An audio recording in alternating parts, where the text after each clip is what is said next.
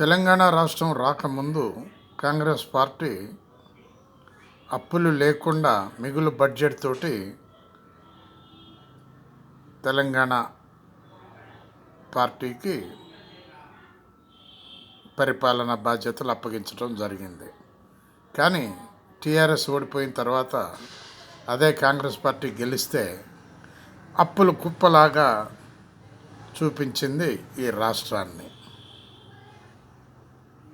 అలాంటి ఈ అప్పుల కుప్పలుగా చూపించినటువంటి రాష్ట్రం కోలుకోవటం చాలా కష్టం.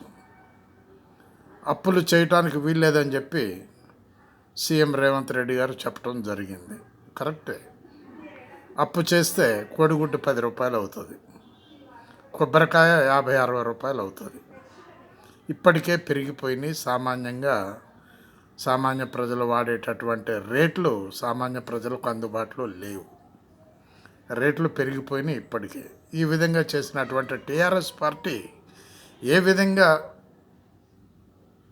కొన్ని సీట్లు సంపాదించుకున్నది అనేటటువంటిది అర్థం కావటం లేదు ప్రజానీకానికి.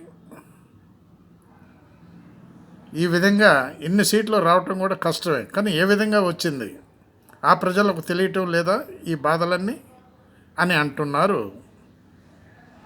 కొంతమంది ప్రజలు. ఆలోచించండి మీరు కూడా. బాలసాని వీరప్రసాద్, హైదరాబాద్.